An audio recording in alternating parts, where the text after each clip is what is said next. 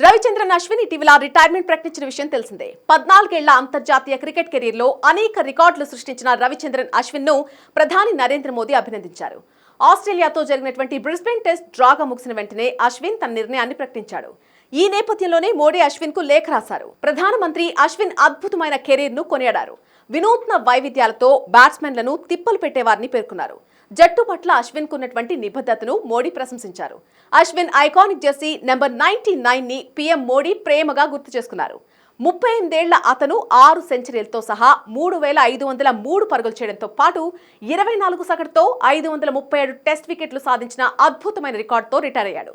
వన్డేల్లో 156, టీ20లో 72 వికెట్స్ కూడా సాధించాడు. అశ్విన్ రిటైర్మెంట్ ప్రకటనను ఆటలో ఊహించిన ట్విస్ట్ తో ప్రధాని పోల్చారు. అంతర్జాతీయ క్రికెట్ నుంచి మీ రిటైర్మెంట్ ప్రకటన భారత్, ప్రపంచవ్యాప్తంగా ఉన్నటువంటి అభిమానులను ఆశ్చర్యపరిచింది. ప్రతి ఒక్కరూ మరెన్నో ఆఫ్ బ్రేక్ల కోసం ఎదురు చూస్తున్న సమయంలో మీరు క్యారమ్ బాల్ విసిరేశారు అని పీఎం మోడీ పేర్కొన్నారు. జట్టు కోసం వ్యక్తిగత జీవితాన్ని పక్కన పెట్టారు. మీ అమ్మగారు హాస్పిటల్లో ఉన్నప్పుడు జట్టు కోసం ఆలోచించారు.